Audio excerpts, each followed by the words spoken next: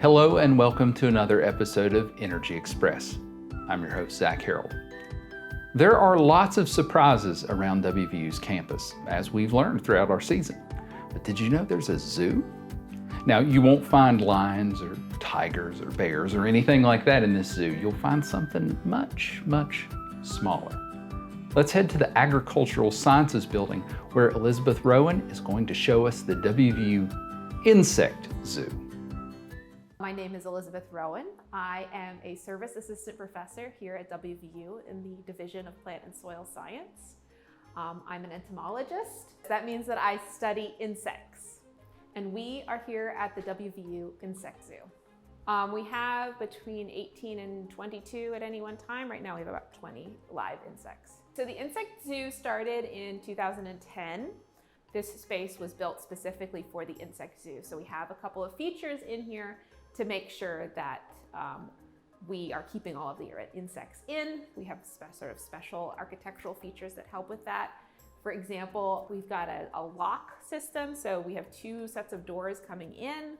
Inside the vents, for example, we have nets to make sure that all the insects stay here.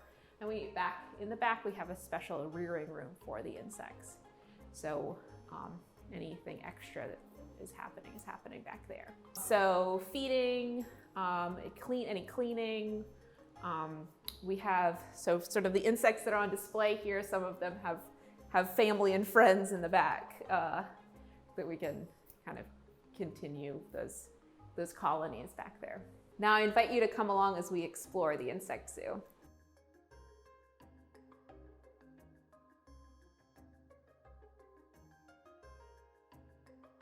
All right, so our first stop at the WVU Insect Zoo is meeting our beautiful Goliath bird-eating tarantula, Stormy. Stormy just ate a large cockroach.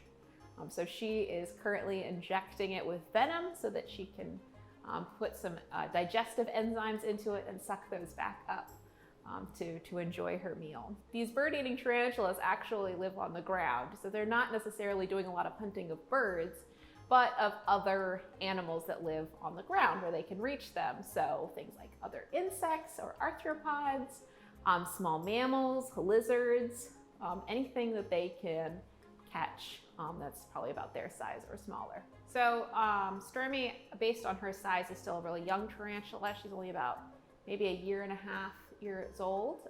We're not totally sure, but based on her size, would indicate that she's still pretty young. She can live up to 20 and get 12 inches size with her legs. So this is a rose-hair tarantula. So they also will inject venom into their prey and eat it, and they live on the ground.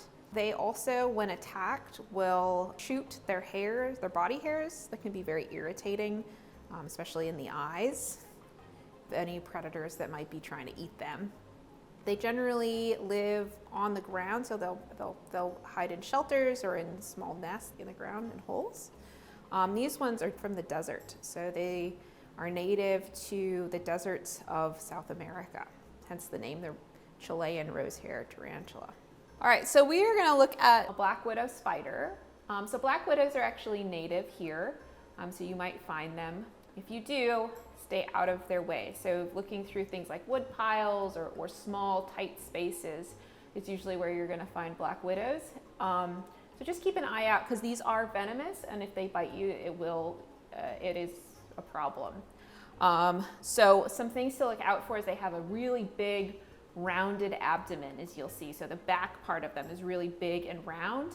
And they also have a red hourglass shape on the bottom side of their abdomen. And they make what are known as cobweb webs. So they're sort of they look like older webs.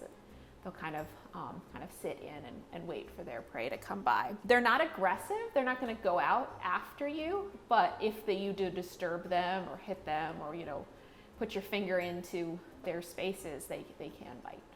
So this is our dictator scorpion. She is originally, the species is from Central Africa.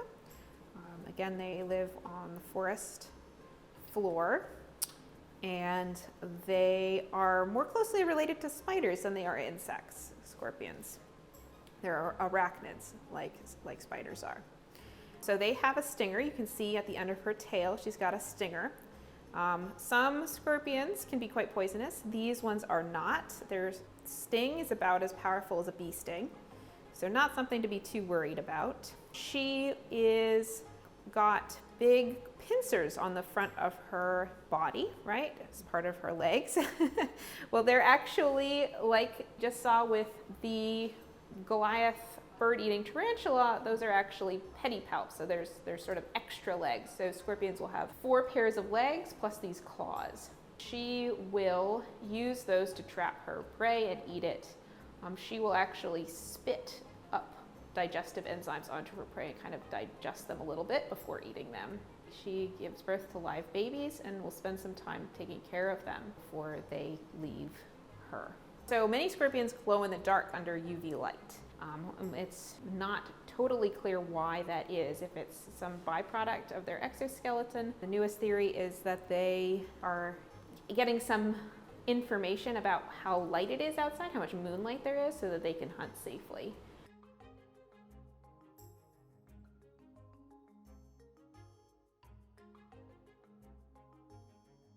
So we have several species of cockroaches in the insect zoo. Not all of them are household pests. So the first ones that we're going to talk about are the Madagascar hissing cockroaches. Madagascar hissing cockroaches are from Madagascar in Africa. They are decomposers, so they eat sort of dead material on the forest floor, dead fruit, dead wood. They are kept clean. They have a mite that sits next to their mouth and helps clean out their mouth. So they're really clean insects, actually. This is a female. You can tell because she doesn't have little ridges on the top of her head here. So we've got her head actually sitting underneath this part of her body. So if we turn her over like this, we can actually see she's got 6 legs, she's got a head with antennae, and she's got a big fat abdomen. So the males, you can tell, have these horns on their pronotum, and they will hiss. So they hiss for 2 reasons. One is to compete with other males and as part of their courtship of females. And the other reason is to warn off predators. So when they're in distress or they're scared, they will hiss. My finger, I guess, is pretty scary. But they actually, what they're doing is pumping air outside of the holes along the side of their body that they breathe through. So insects don't breathe through their mouths. They actually breathe through tubes along the side of their body. Madagascar hissing cockroaches are able to push that air back out and make this sound. Really easy to handle. If you touch them, they feel like a fingernail. They're hard and sort of smooth. So not slimy or sticky or anything, just like a fingernail. These are the domino cockroaches. So domino cockroaches are native to southern India. They are pretty long-lived, so it takes a long time for them to get to be adults. So what you see here with the spots are the adult cockroaches. And now they have spots to warn off predators, and what they're doing is pretending to be a species of beetle, actually. And the beetle will shoot acid at predators. And these cockroaches are actually just pretending to be that beetle that can shoot acid, and so not get eaten by predators that way. This is what's called mimicry. These are our giant spiny stick insects, the Uricantha. These guys are native to Papua New Guinea. They are big, plant-eating stick insects. So stick insects you might see around your house in the summertime, kind of blending in with their environment, looking like sticks or leaves. So these guys are doing the same thing. They're just a lot bigger than anything you're going to find in West Virginia. They eat pretty much any plants that they can find. We feed them ivy and bramble down here in the zoo. And they have some spines on their body, which is why they're called spiny stick insects. So this is a female. You can tell for 2 reasons. One, she doesn't have a big spine right here, and the other is that she has an ovipositor at the end of her abdomen for laying eggs. So most female insects have an ovipositor either inside their bodies or outside of their bodies. Some of them are stingers, so things like bees have an ovipositor that's turned into a stinger. But most insects, their ovipositor is just for laying eggs. So for example, this one is probably laying eggs into the soil, and so needs to be able to put those eggs down underground. So they come out and play at night rather than during the day. So they're sort of almost sleeping right now, very quiet. So again, you can see that this is an insect because it has 3 pairs of legs and antennae. So insects have 3 pairs of legs. We've seen some spiders that had 4 pairs of legs, and we've seen the scorpion that had 4 pairs of legs. This is a male, right? And you can see those big spines here on its back legs. So so those spines are really important for these insects to defend themselves against birds and other animals that want to eat them. They can fight back. So this is another kind of stick insect. It's a phyllium. It looks a lot like a leaf, as you can probably tell, and it's eating leaves. So it's a really great way of hiding in plain sight by pretending that you are a leaf, just like the stick insects that we just saw like to pretend like they're twigs or branches. These guys are from the Philippines. So they have special mouth parts that help them eat, called mandibles. They have a hard edge that acts like their teeth.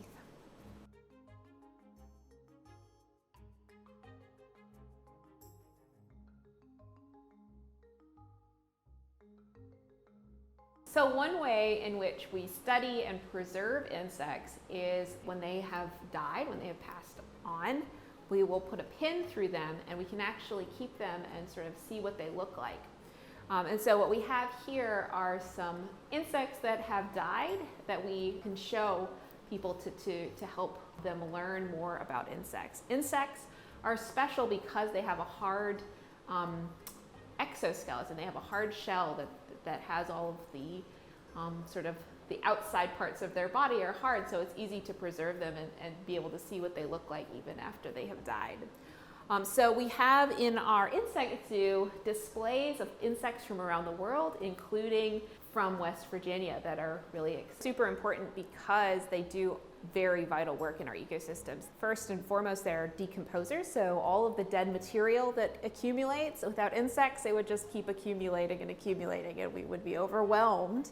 They're really important pollinators, so they help plants reproduce. They are really important in water ecosystems, both as decomposers, as predators in water ecosystems, and as food for things like fish. They're important food for birds. Even the ones that we think of as bad eating plants, do important sort of work with eating bad weeds. They're part of almost any ecosystem that you will find. You find them on all 7 continents. The more you know and the better you're able to recognize different insects, the more you realize that there are very few insects out there that can actually really hurt you. And so it's a huge opportunity for discovery and learning, not just for yourself, but for the world in general. It's really exciting.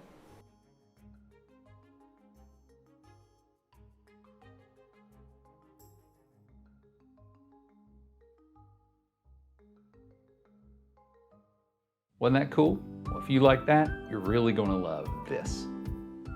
I'm Jocelyn Crawford, and I am the 4-H agent in Kanawha County. And today I'm going to show you how to make an ecosystem in a jar. So an ecosystem is an area of the world with all of the living things that make up that area.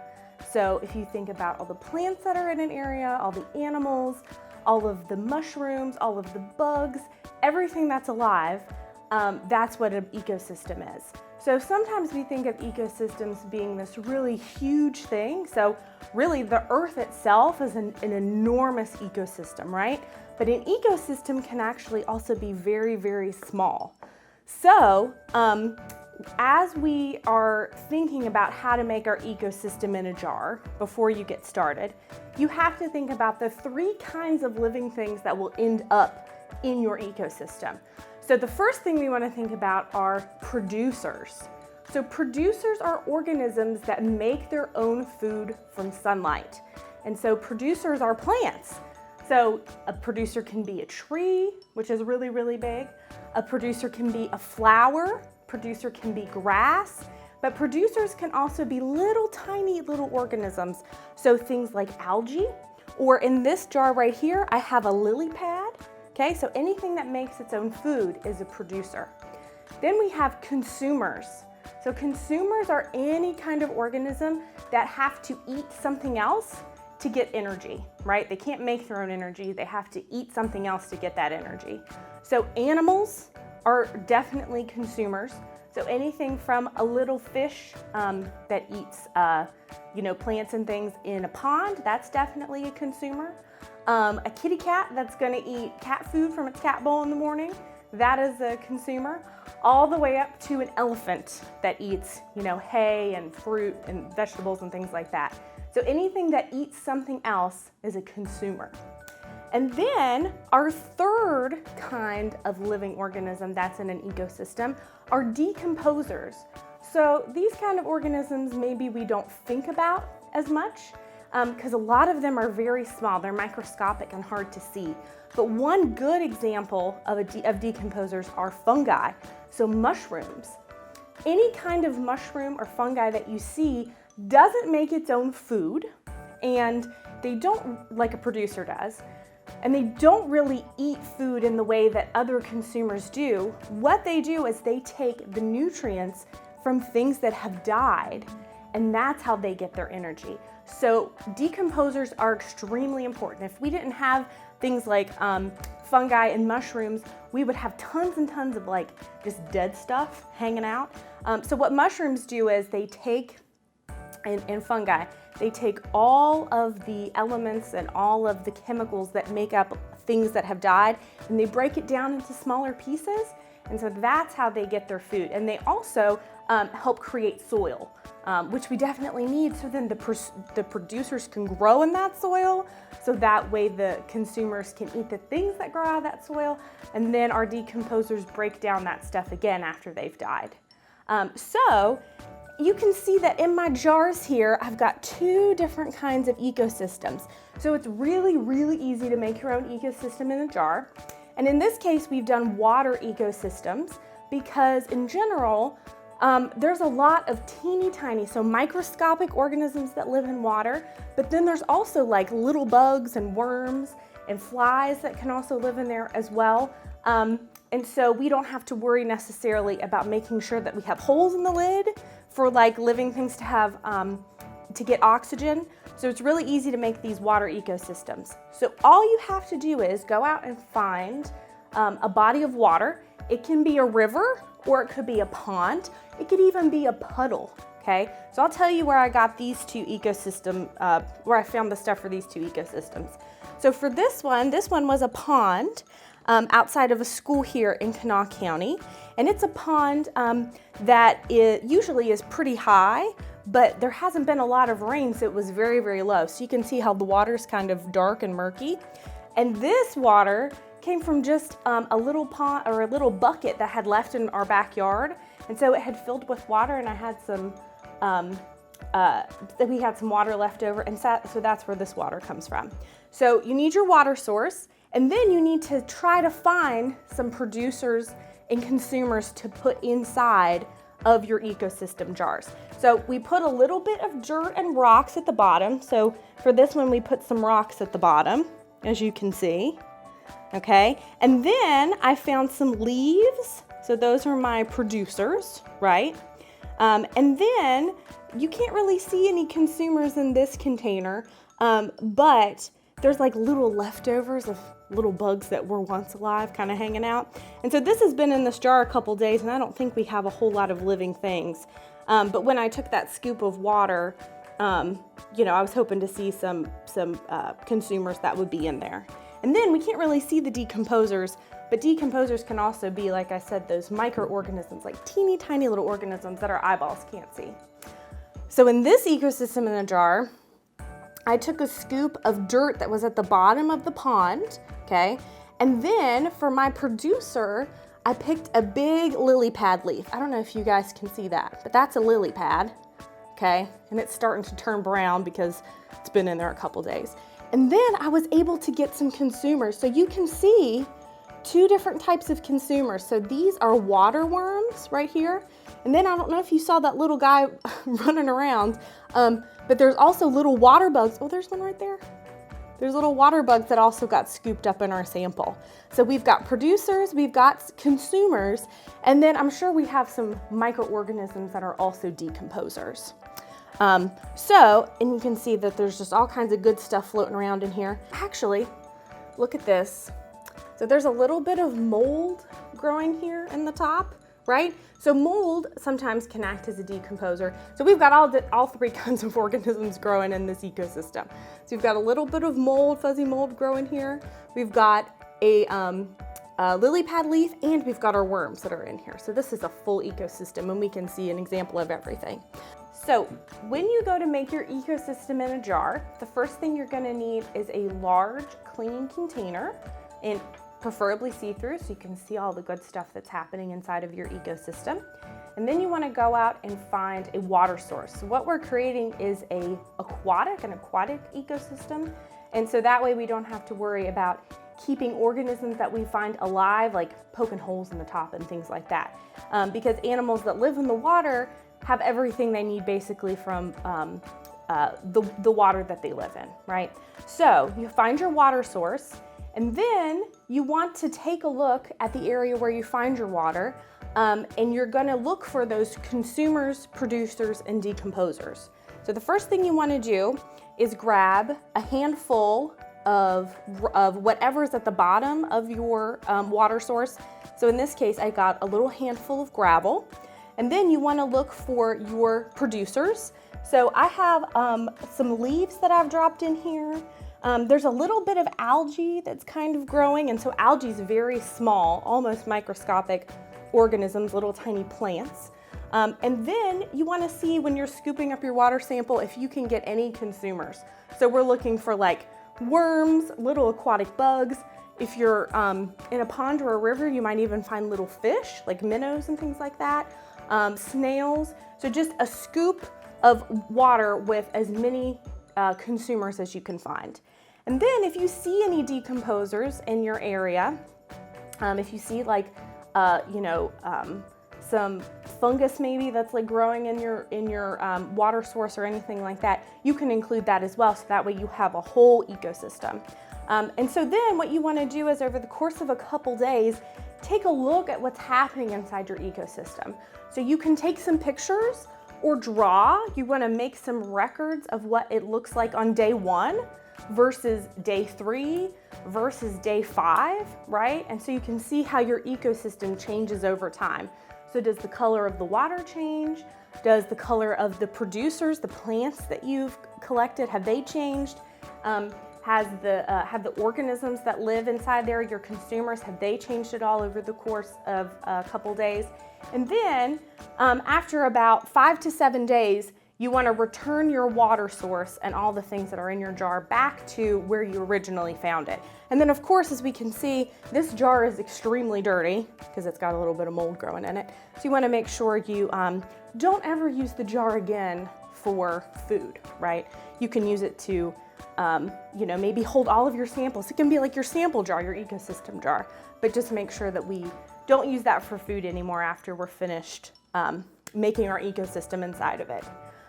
So super simple to create your own ecosystem in a jar. And we want to definitely see photos or videos. If you guys go out and create your own, we want to know where you got all of your producers, your consumers, and your decomposers from. We want to know what kind of water source you used, and we want to know what kind of cool stuff you found in your ecosystem. So thank you guys for joining me today, and good luck making your own ecosystem in a jar. Now, we met some pretty cool critters at the Insect Zoo. But what about the bugs living all around us? Let's head back out with Elizabeth for an insect scavenger hunt and look for evidence of our insect neighbors. We are going to be doing an insect scavenger hunt this afternoon for insects that you might find around your house, in your backyard, out in the woods. It's a little early still, but hopefully you'll be able to find some of these things.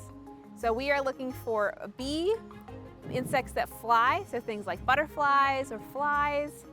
We'll look for a spider, and then we will look for signs that an insect has eaten a plant. So one of the first things that we're going to look at is it's really good to sort of start watching flowers, because that's a great place for things like bees and other flying insects to come and actually drink the nectar that the flowers are providing and collect pollen. Right now in the spring, we're going to see a lot of queen bumblebees that come through. And these are bumblebees that have spent the winter underground and are starting to collect pollen from the flowers to give to their offspring. So they're starting their colonies from scratch right now. You can sit outside and watch for these bees to come. We'll see some smaller things, smaller flying flies also that might visit some of these flowers. During the summer, not just the queens will be out foraging, but they will also have their daughters out that are workers. They're a little bit smaller and are just collecting nectar and pollen to bring back to their colony to feed their sisters. So one of the places that spiders live, and you don't necessarily see them all the time, is actually on the ground, and they can run across the ground and be hunting for small animals that live on the ground. So looking at the soil, especially with lots of grass or other flowers around, you can actually often find running spiders. These are called often wolf spiders, is the group that we often find running across the ground. Now these spiders don't build webs to catch their prey. They're actually running after the animals that they eat to try to catch them. We have a couple of different species of praying mantises in the state. The big ones are the Chinese praying mantis, but we have some smaller native species as well. Most praying mantises have one generation every year, so the mama praying mantises will lay these egg cases in the fall, and the eggs will spend the fall in here. So this is a protective case around the eggs, and those will hatch in the spring in April or May, and then the baby praying mantises will come out and start feeding and hunting, and they're usually pretty small, but they eat a lot and they get bigger and bigger, and then in the fall they can be 5 inches big, 5 inches long, and be ready to lay their own eggs. So if you see plants with holes in the leaves like here, that's usually a good sign that some insect has been chewing on those leaves, especially around the bottom. These older leaves are going to have more damage than the other ones. So if you see holes like this in a leaf in a plant, that's usually a sort of a sign that an insect has been eating and has been enjoying a salad. It's good just to sit and sort of see what insects you find around your garden here.